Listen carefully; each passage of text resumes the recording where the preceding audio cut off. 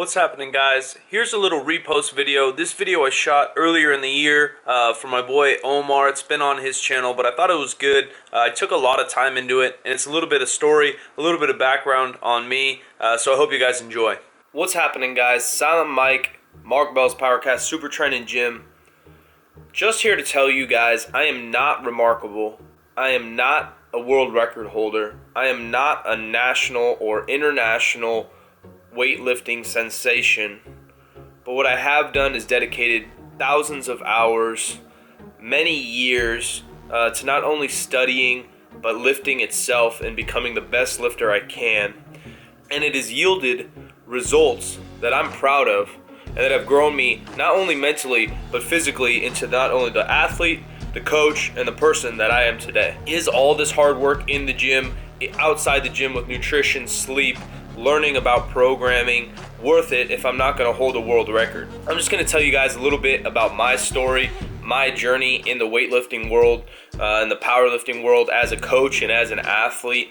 I started lifting weights around 7th or 8th grade, purely for basketball reasons. I wanted to go to the NBA. The first goal I remember really setting out for myself was I wanted to play on the varsity team as a freshman in high school. I hit my growth spurt pretty early. I was about 5'8", maybe I'm 5'9" now, maybe 160, 170 pounds or so in 7th and 8th grade. My father was always super supportive of everything I wanted to do, especially in sports and school and stuff too, but he found me a trainer. I started working out with him just twice a week or so in 8th grade. My strength coach was a super smart guy. He had a bodybuilding background, but also athletics background. He coached and trained many, mostly NFL guys to be honest, and D1 football guys, but basketball fits right in. He did a couple MMA guys. He had some really good overseas players. It was kind of just like a 5-day split. We do different types of hamstring curls, body weight stuff, partner like GHRs, things to really beef up our posterior chain without getting too beat up by the barbell. He was a very smart guy, taught me a lot about lifting, taught me a lot about hard work. I did end up reaching my goal. I made the varsity team as a freshman, and then I ended up starting on the varsity team as a freshman. I worked out with my trainer for the next 3 or 4 years, all through high school. My sophomore year of high school or so, I got a little bit more lazy, just I think as all high schoolers did. At that time, I could tell, and I talked to my varsity coach, who taught me a lot about fitness as well. I just need to change things if I really want to take my game to the next level. I started working my tail off. It would go high school, then I'd go straight to the weight room with my coach, come home, eat, do my homework, then I'd go to a local gym, more of like a family gym, where they had a basketball court, get some shots up, do extra cardio because I got a little overweight, and then back to school the next day, etc. I'm in my junior year, in the best shape I probably ever have in my life, even still to this day. I was pretty lean, I was fast as shit, I was jumping through the roof, and I was strong. I wasn't benching 315, 400 pounds in high school. You guys know Mark Bell, you know, he was just a strong fucker. He benched, I think, 405 his senior year of high school. I'd say maybe my junior year, maybe I benched 225. I don't really remember, to be honest. We didn't really squat and we really didn't deadlift. I then moved on to junior college basketball, and I just kind of went into like a mini state of depression, I guess. You know, nothing crazy, but I was eating a bunch of junk food. I wasn't enjoying school. I wasn't enjoying basketball, and that's when I got to my heaviest weight. I was about 230 pounds or so, but not a muscle. I was working out a little bit, but nothing serious, and I was pretty overweight. About 18 or 19 years old, there's about 6 months where there's no activity. I was going to school, but I wasn't playing basketball anymore. I wasn't working out, I wasn't doing anything. At that point, I knew it was time to change. You know, I had worked so hard my entire life towards these goals of college basketball or the NBA, and now it went nowhere. Just couldn't live with myself being that way, being overweight, not being athletic, not doing the things I love, and not doing the things I'm good at. I think I'm a good athlete. This is kind of where powerlifting started. I got myself back in the gym, just training by myself 5 to 6 days a week. My lifting was kind of squats on the Smith machine, a lot of bench press, some leg press, a lot of pull downs, dumbbell work, kind of typical bodybuilder stuff, and I would just kind of train whatever felt good at the time. I was doing research at the time, you know, bodybuilding.com, T-Nation, whatever I could to try to learn and absorb all I got. I got obsessed with it. I started thinking about the weights I was going to lift tomorrow, thinking about how I'm going to get better, how I'm going to get in better shape, and how I'm going to get stronger. I got back to like a healthiest weight, probably 90 pounds or so. But around age 20, 21, I started to understand these things. How protein plays a role, how carbs play a role, how fats play a role. I just read as much as I could of every expert I could on the internet. I started coaching high school basketball as soon as I stopped playing basketball. So this was kind of my first, coaching role. 15 to 18-year-old dudes can be tough, man. They always try to pump their chest out at you. I'm only 21. Some of these kids are 17. Why would they listen to me? So I had to lead by example with my work ethic, lead by example with my knowledge, earn their respect, and then they followed along. Along came powerlifting. I found out what the hell powerlifting was. I learned how to squat. Do I know what my first squat was? I don't really remember. I remember hitting 225 to 315 pretty fast and pretty early in both the squat and the deadlift. At this time, age 21 to 23, I probably benched maybe 290 or so. Shit form, I'm sure, but I benched it, touched my chest, came up.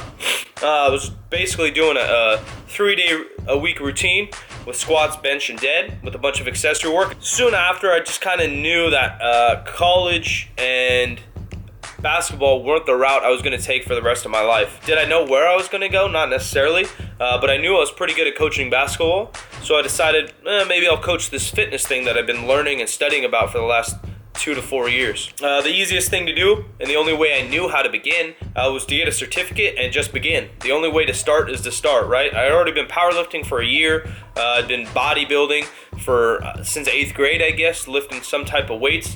And then I've been coaching high school basketball under a very good mentor of my high school basketball for 2 or 3 years. I ended up doing that for 4 or 5 years, getting a great base of knowledge and how to communicate with people. Having the knowledge of the subject is one thing to be a good coach. How to relate to people is two, but then how to communicate and change your cues or work with different types of athletes, in my opinion, is the priority in how you become a good coach. I ended up getting a personal training certificate, some nationally qualified one, paid $1,000 or whatever it is, took the test, passed it, and then started working in a commercial gym. At the commercial gym, because I didn't really have another job at the time, and I stopped going to school about this time, I started training 7 days a week, training people, selling memberships, and then cleaning the gyms. My powerlifting got a little more serious. I tried every program I could find on the internet. Jim Wendler's 531 was very popular. I ran that for maybe a year.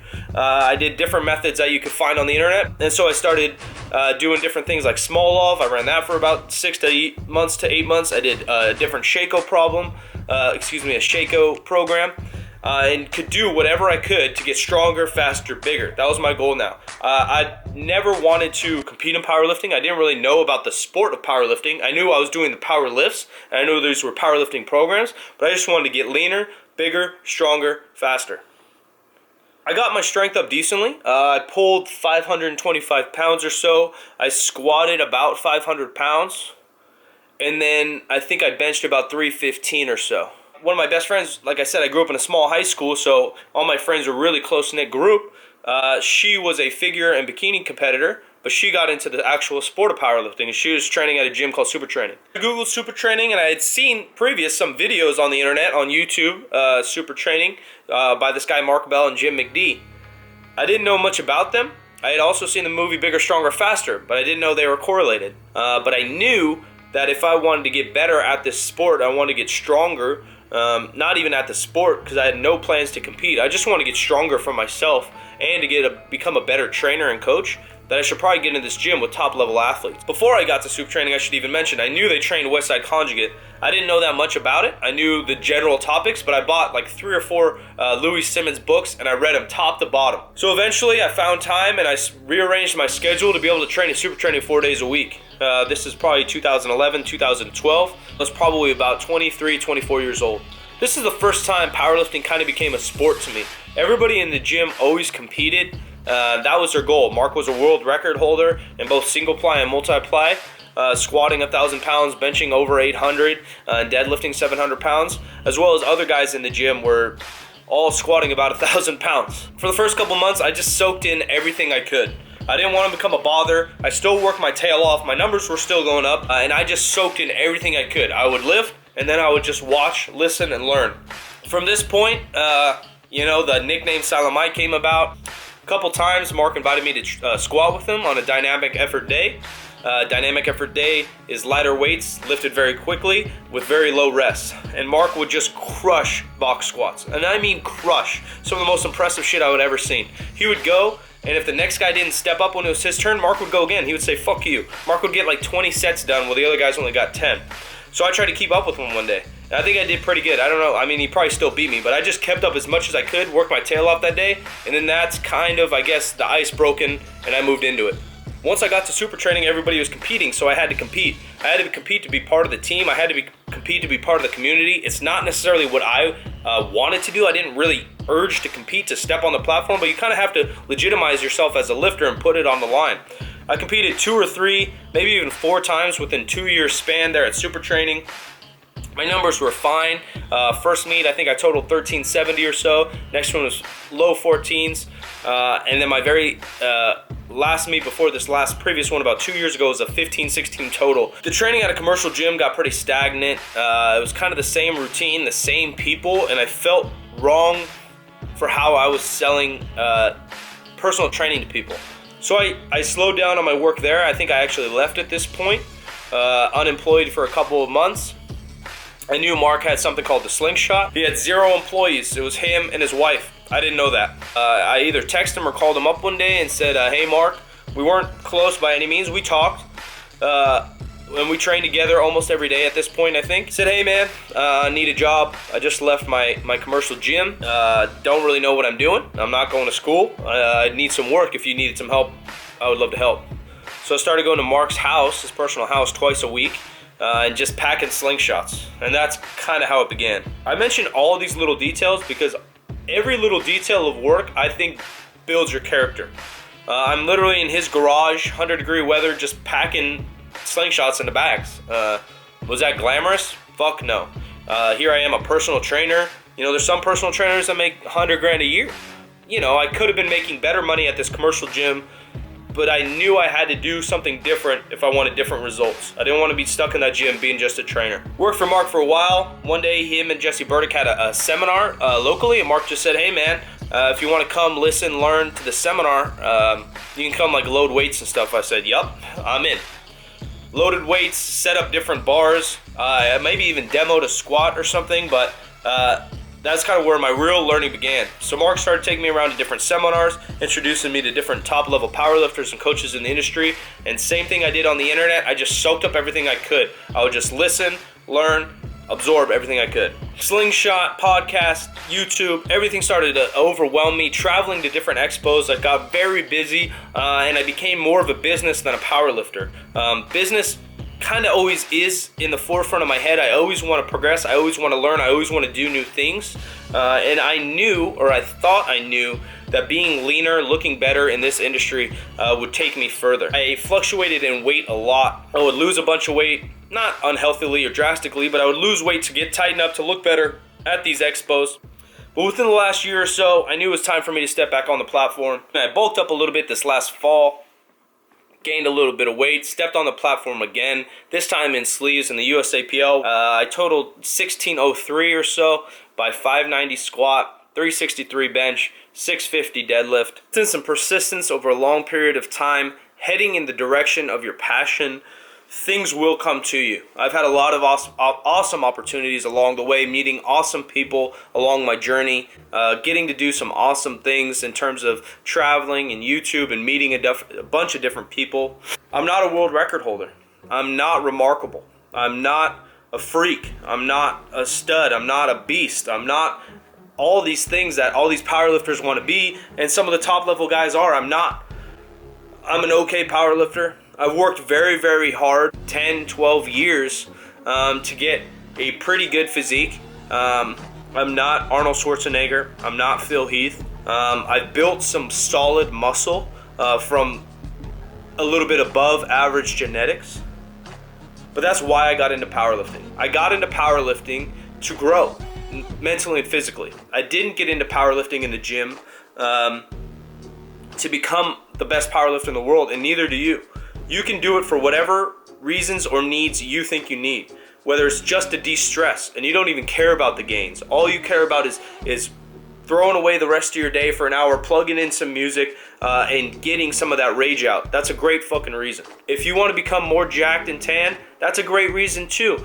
It helps your confidence whether you actually gain inches on your arms or not. Just knowing that what you're capable of. Last week you deadlifted 225. 3 months from now you'll deadlift 250. That's a huge confidence builder. You can go in there all by yourself with a little bit of reading, a little bit of knowledge, a little bit of hard work, and progress. Day by day, week by week, month by month, year by year, you can mold and build your body and your mind how you want to. I'm still never gonna probably be a world record holder. I'll never probably be Mr. Olympia. I'm Silent Mike. That's my story. I hope you guys enjoyed it. I hope you can take something from that. I just try to work hard. I try to lead by example. I try to learn and absorb everything I can along my way. I try to enjoy every single moment of it. And that's it, guys. Thanks to Omar for this opportunity to tell him my story. Telling you guys a little bit about me. Silent Mike. I'm out of here. Thanks, guys.